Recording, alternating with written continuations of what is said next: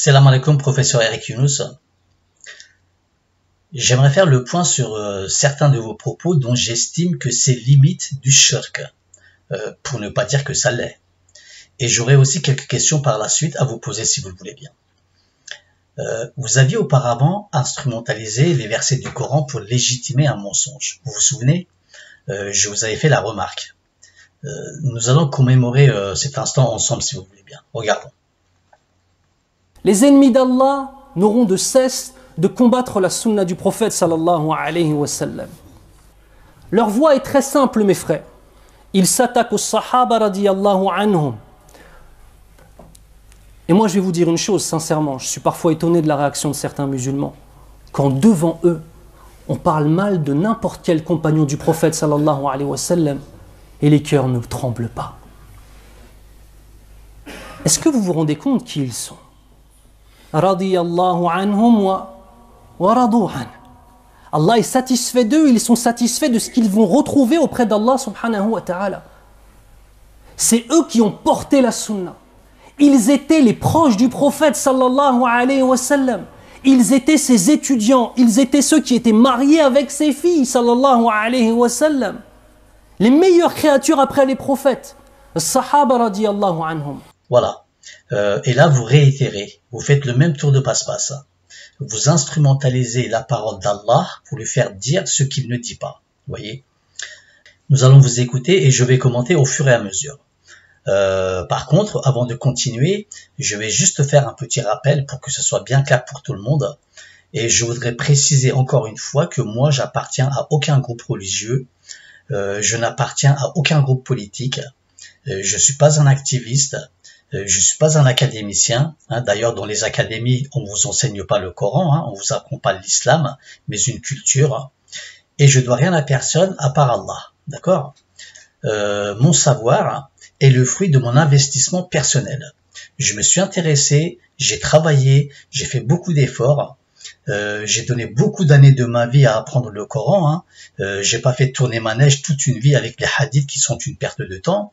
Et avec la permission d'Allah, j'ai pu accéder à une étincelle de science.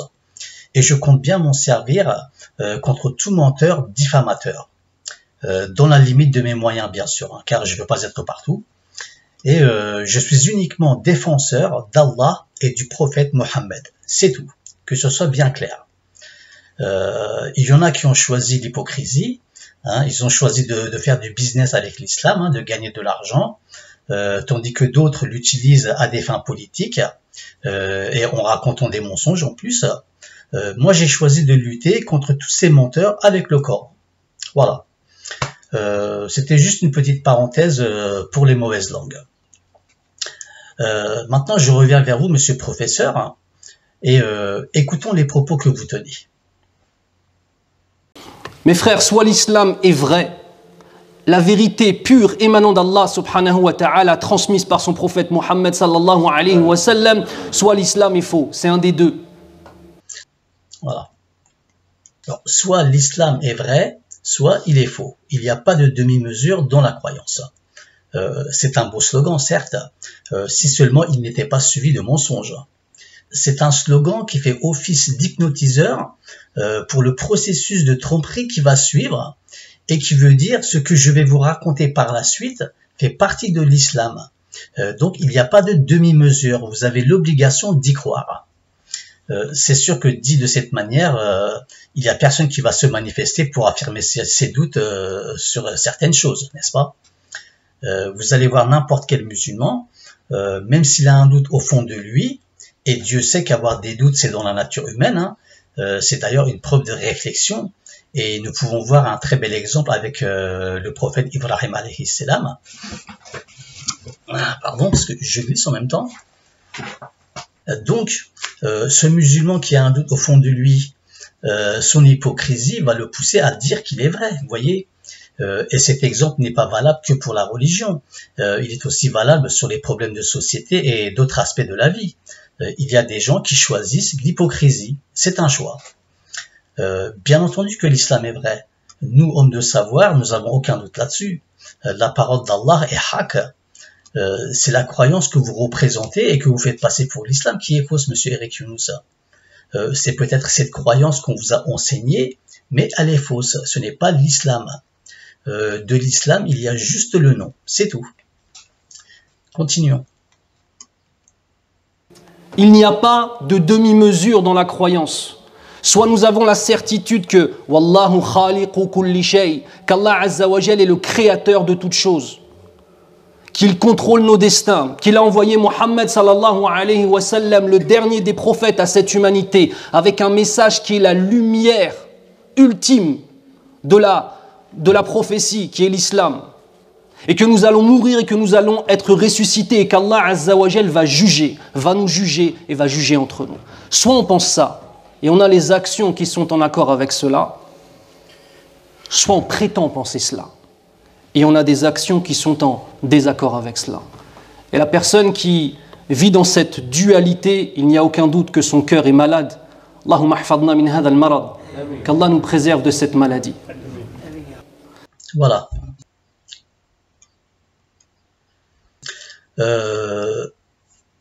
Nous venons de vous voir en pleine opération de manipulation mentale. C'est le cas de le dire. Désolé, mais c'est comme ça que je vois la chose, moi. Qu'est-ce que vous dites? Soit nous avons la certitude que Wallahu khaliqu kulli shay, et qu'Allah Azza wa Jal est le créateur de toutes choses, qu'il contrôle nos destins, ce qui est un mensonge. Puis vous rajoutez, pour donner plus de crédit à ce mensonge, qu'il a envoyé le prophète alayhi salam, le dernier des prophètes, à cette humanité, avec un message qui est la lumière ultime de la prophétie, qui est l'islam, et que nous allons mourir et que nous allons ressusciter, et qu'Allah Azza wa Jal va nous juger et va juger entre nous. Puis vous continuez en disant, soit on pense ça et on a les actions qui sont en rapport avec cela, soit on prétend penser cela et on a les actions qui sont en désaccord avec cela. Et que la personne qui vit dans cette dualité, il n'y a aucun doute que son cœur est malade.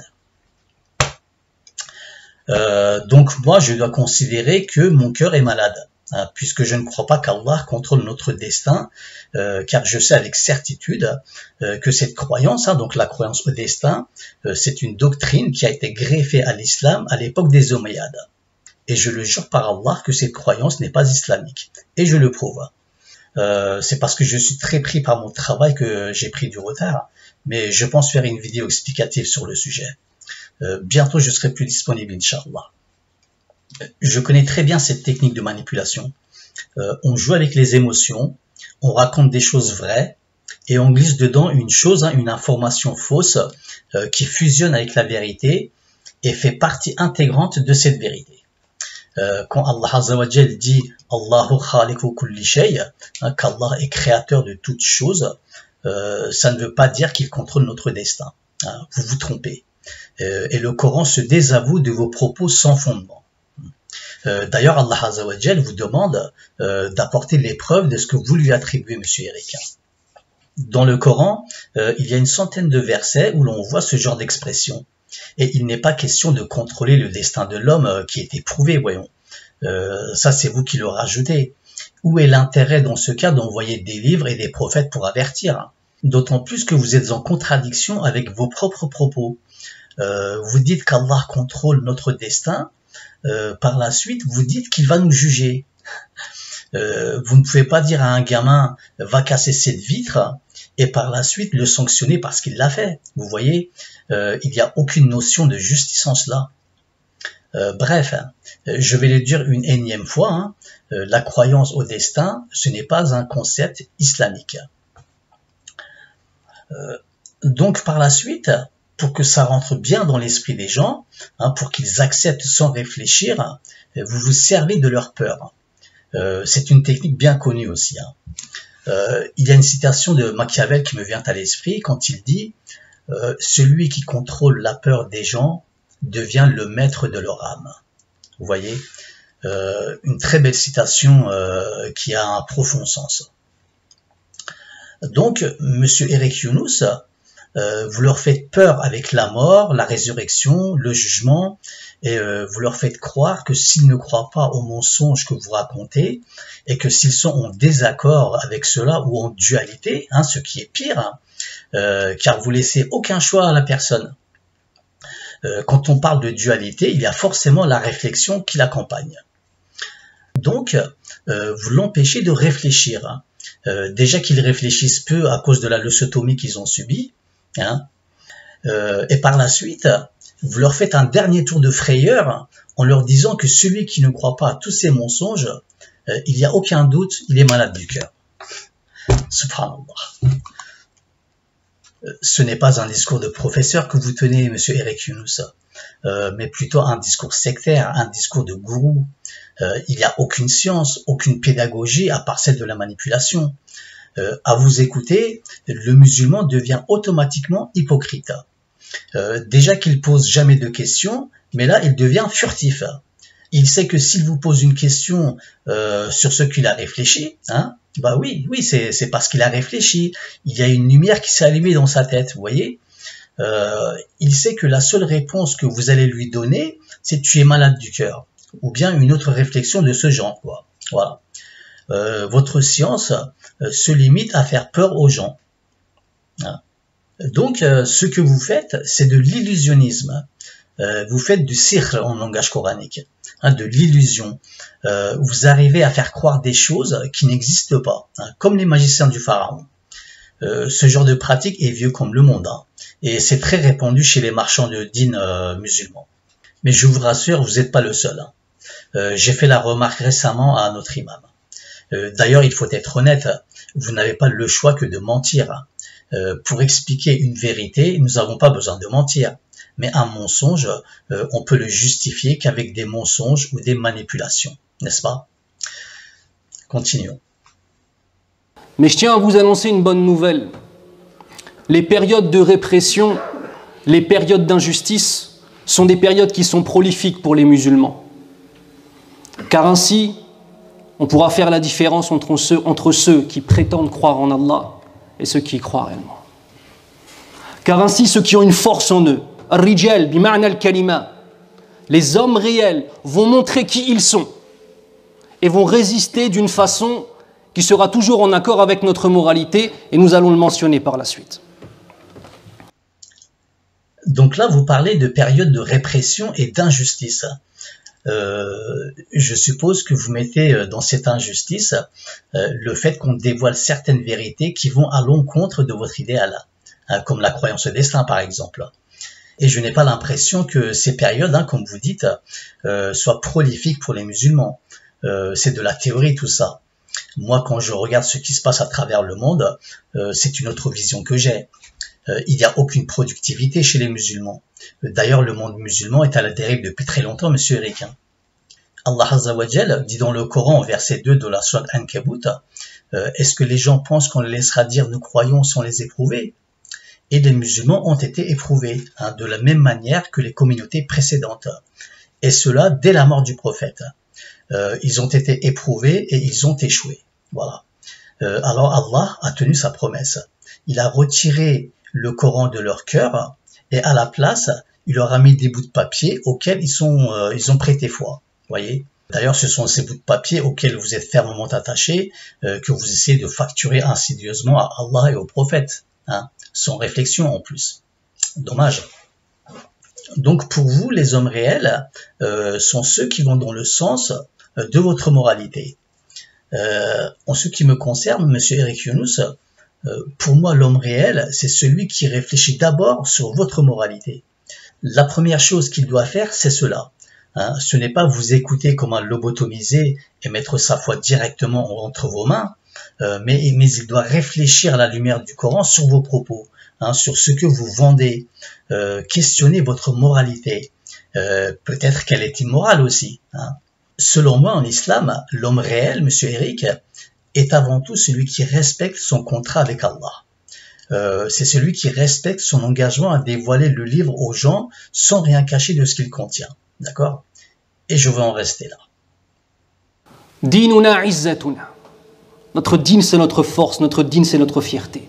Ce n'est pas nos origines, c'est pas notre milieu social, c'est pas notre parcours scolaire avant toute chose, non. Avant toute chose, c'est notre dîn. يقول الله عز وجل بسم الله الرحمن الرحيم ولله العزة ولرسوله وللمؤمنين ولكن المنافقين لا يعلمون وكذلك يقول الله عز وجل إن العزة لله جميعا. Allah nous dit dans le sens du verset, certes, c'est à Allah Azza wa Jal qu'appartient toute la puissance et toute la force. Et par cette force qu'Allah Azza wa Jal et cette puissance absolue, il en donne une partie, wali rasulihi, à son prophète. Et celui et celle, alladhi yatamassaku bil kitab wa sunnah, celui et celle qui s'accroche au livre d'Allah Azza wa Jal et à la sunna de son prophète sallallahu alayhi wa sallam, pourra récolter une part de cette izza, walil mu'minin. Walakin al-munafiqin la ya'lamun. Mais seuls les hypocrites ne savent pas cette réalité. Combien parmi les musulmans ont oublié cette réalité? Allahumma hdina wahfadna min al-nifaq al-amali ya rabbal alamin. De même, Allah Azza wa Jal nous dit dans le sens, comme je vous le disais précédemment, certes, toute la puissance n'appartient qu'à Allah Azza wa Jal. Voilà. Apparemment, vous êtes spécialisé, excusez-moi l'expression, dans le domaine de la tromperie. Vous faites le même tour de passe-passe ici. Non seulement vous amputez le verset 8 de la sourate Munafiqun, mais en plus, vous mentez sur Allah. Vous déformez le verset pour encore une fois faire croire aux gens que vos propos viennent du livre, alors que ce n'est pas du livre. Voyez, Allah est clair dans le verset. Il dit que la Izza, donc la puissance, la force, la renommée, elle est à lui, au messager, donc au Rasoul, et au Mu'min. Mais vous, que faites-vous dire au verset? Écoutons pour que ce soit bien clair. يقول الله عز وجل بسم الله الرحمن الرحيم ولله العزة ولرسوله وللمؤمنين ولكن المنافقين لا يعلمون وكذلك يقول الله عز وجل إن العزة لله جميعا.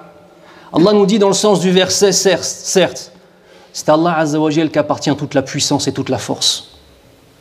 Et par cette force qu'Allah Azza wa Jal et cette puissance absolue, il en donne une partie, wali rasulihi, à son prophète.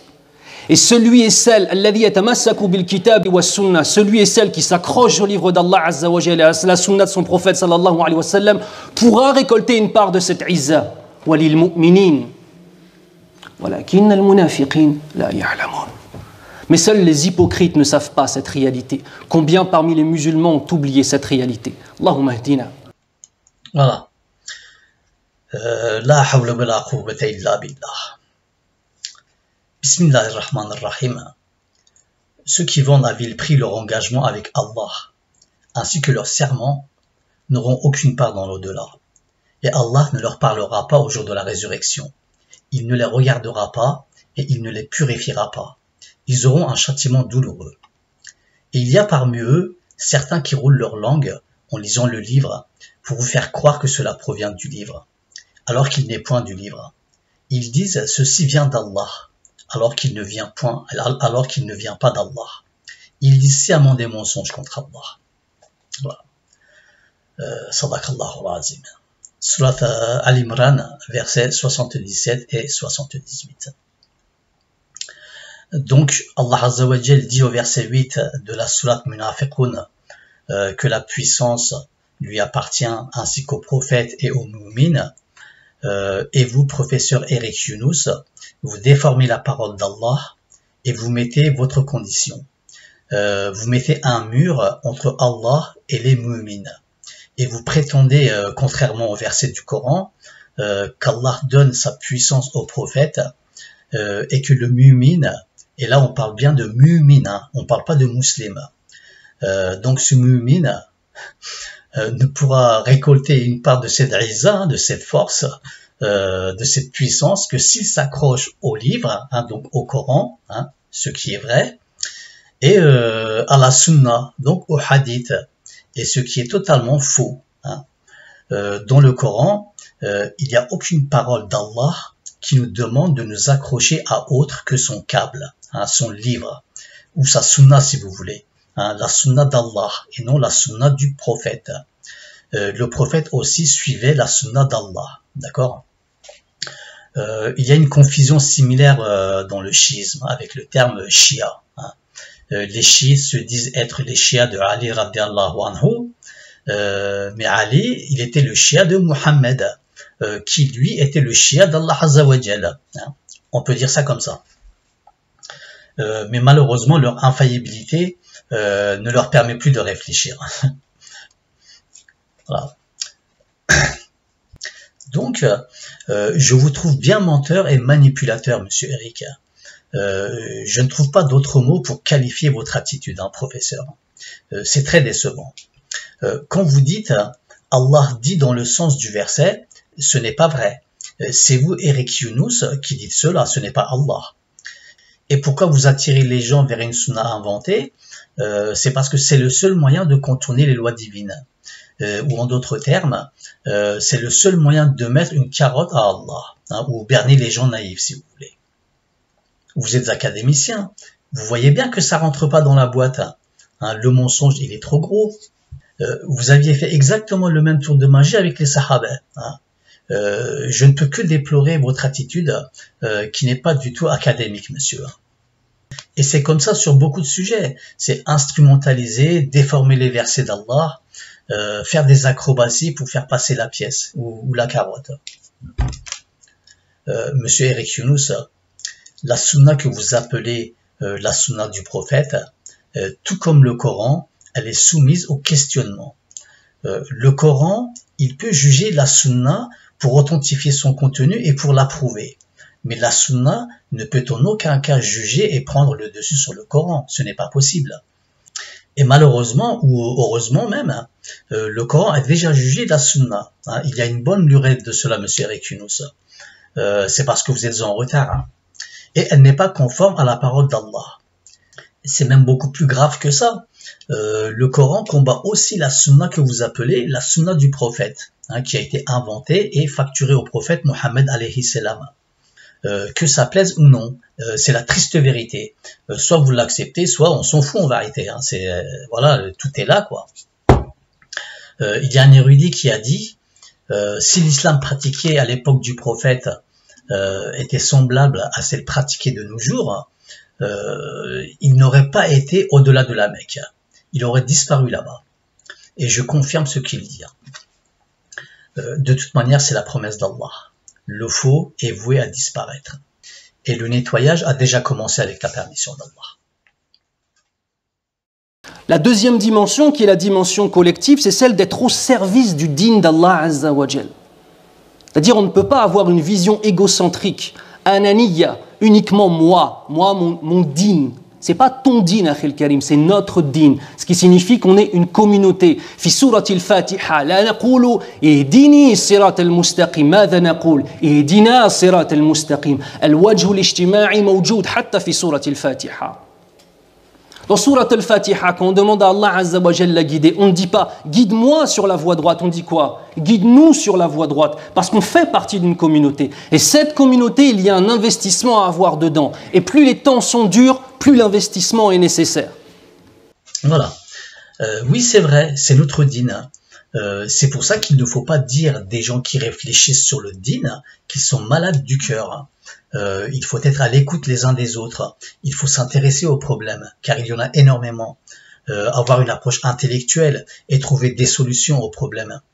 Et justement, en parlant de solutions, je vous invite à venir visiter ma chaîne en laissant votre ego de côté. La Surat Fatiha, vous la récitez au moins 40 fois par jour, professeur. Mais il y a deux choses que vous n'avez toujours pas comprises. La première, c'est qu'il faut d'abord être un bon serviteur avant de demander la guider. Être un bon serviteur avant toute chose. Il faudrait que vous revoyiez la notion de ibadat. La seconde, professeur Eric Younous, Allah Azza wa Jal, il nous a déjà guidés.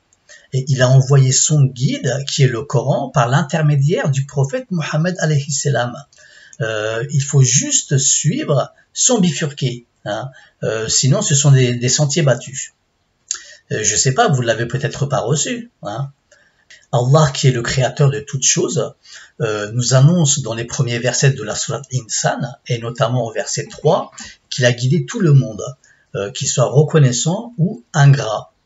Bien entendu, vous entrez pas dans ces catégories, monsieur Eric Younous. Vous êtes ni reconnaissant, ni ingrat. allez trouver l'erreur. Et j'espère qu'Allah subhanahu wa ta'ala ouvrira vos yeux et votre cœur au Coran et qu'il fera de vous un bon serviteur, monsieur Eric Younous. Il ne faut pas perdre espoir. Il faut se repentir et revenir vers Allah. Il accepte tous les repentirs et sa miséricorde, elle est immense sur ses serviteurs sincères, croyez-moi. Alors j'aimerais à présent vous poser quelques questions et j'espère avoir leurs réponses en retour. J'avais posé une question sur les piliers de la foi à un imam, mais il préfère faire l'autruche. Il n'a pas su me répondre. Faire un régime, chanter, faire la promotion du mal, c'est plus facile et plus bénéfique pour lui.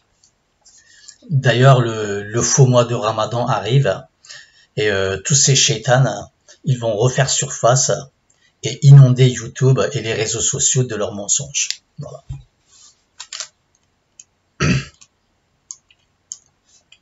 Alors mes questions, elles sont simples, monsieur Eric Younous. Alors soyez très attentifs. La première, c'est quoi qui vous a conduit à vous convertir à l'islam? C'est quoi qui vous a fait aimer l'islam? Bon, ça fait deux, c'est pas grave. Ma deuxième question, c'est pourquoi avoir choisi comme pseudo ou comme nom de scène Eric Younous? Pourquoi Younous et pas autre chose? Bon, je sais, c'est des questions bêtes, mais j'en aurais une dernière qui est un peu plus ardue. Alors, j'aimerais savoir d'où vous vient ce besoin, cette envie de manipuler les versets du Coran pour leur faire dire ce qu'ils ne disent pas. Voilà. Et si vous pouvez répondre à la dernière sans présenter le hadith qui vous demande de le faire, ça serait bien, professeur.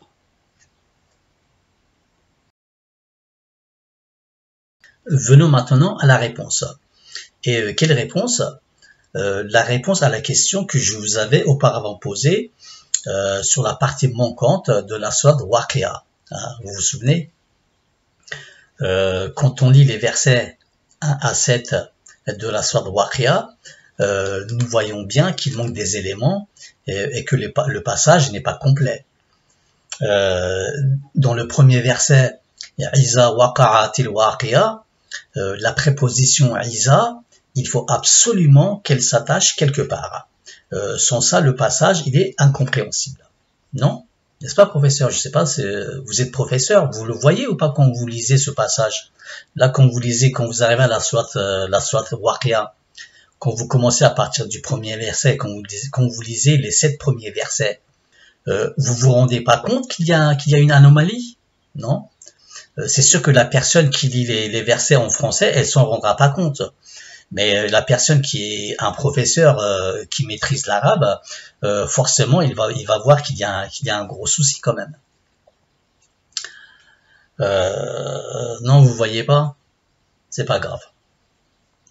Je ne vais pas ici vous commenter les avis de certains érudits sur ces versets. Ça ferait que prolonger ma vidéo.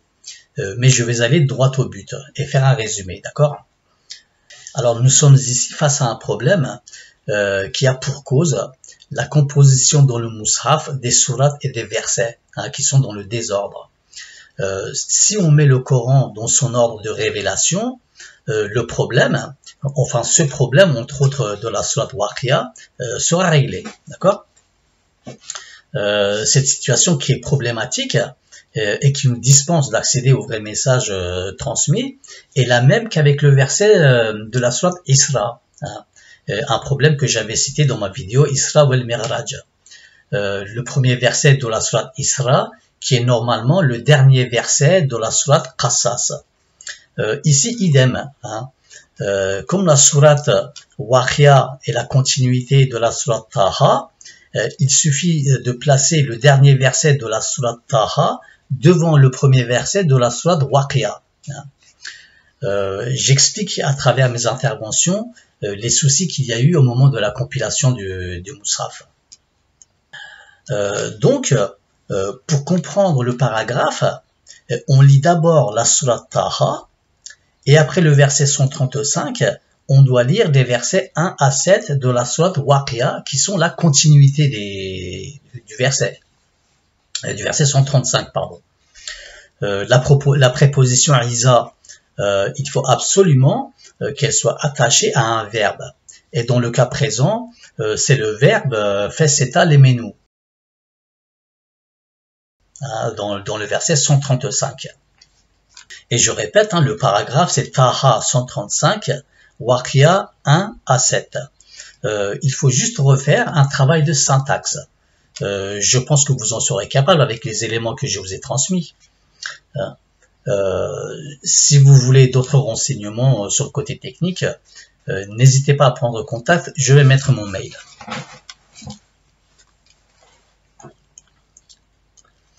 Alors juste une dernière chose avant de finir, en islam, il n'y a pas de prière spécifique pour le mois de Ramadan, d'accord, que ce soit le Tarawih ou autre. Et le Tahajjud, c'est un ordre direct au prophète. Ça ne vous concerne pas et ça ne concerne pas les croyants. C'est un ordre qui est adressé particulièrement à la personne du prophète. Il est clair le verset là-dessus. Il ne lui est pas demandé de se lever de la nuit pour prier, et ce n'est pas une prière. Il est demandé au prophète, puisque c'est lui le prophète, le concerné, c'est lui qui a endossé la tâche à accomplir, de se lever de la nuit pour faire la salat, et non la prière. Dans les débuts, les musulmans se réunissaient en cachette pour faire la salat et non la prière. Il va falloir vous y habituer, professeur Eric Younous, vous et tous les autres. Dans le Coran, la salat et la prière sont deux choses différentes. La salat n'est pas la prière et la prière n'est pas la salat. Ce n'est pas non plus un lien, comme dirait Truc. Truc.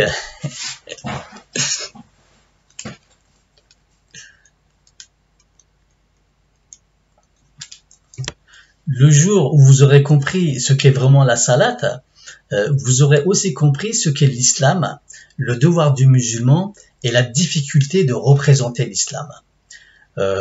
Croyez en ma sincérité, monsieur Eric Younous, ce jour-là, votre barbe, elle vous quitte, voilà, elle se sauve, elle s'en va.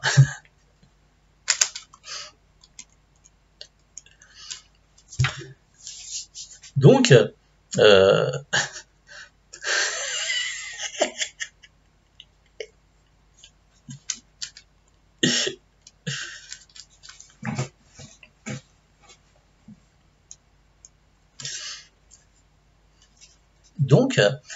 dans les débuts, les enseignements du prophète étaient plus théoriques. C'était d'abord la compréhension de la foi, al-iman. Il n'y avait rien de précis encore. La pratique s'est développée bien après, quand le nombre de partisans a augmenté. Vous voyez ? Donc voilà, professeur Eric Younous. La route est longue. La perversion du dîn est telle que la tâche est difficile, quasi impossible à réaliser. Et en tant que musulmans, chacun de nous, nous en sommes responsables. Nous avons une religion pervertie, et vous dites des gens qui se posent des questions, qui sont malades du cœur. Que dire d'autre? Si après tout ça, vous prétendez que j'ai le cœur malade, je vous invite à venir discuter dans les règles de l'art, avec pour seul juge le Coran. Mais sachez une chose, cher monsieur, c'est que ce n'est pas au Coran de s'adapter à nous, à nos passions. Mais c'est à nous qui nous sommes engagés de nous adapter au Coran. Voilà, professeur. Je vous souhaite bonne réflexion et je vous dis salam alaikum. يقول الله عز وجل يا أيها الذين آمنوا إن تنصروا الله ينصركم ويثبت أقدامكم. Allahu Akbar. Allah nous dit dans le sens du verset, ô vous les porteurs de la foi, si vous donnez à Allah Azza wa Jal la priorité dans vos existences, alors Allah Azza wa Jal vous secourra et il fera que vos pas seront thabit, c'est-à-dire seront fermes sur la voie de son dîn, subhanahu wa ta'ala.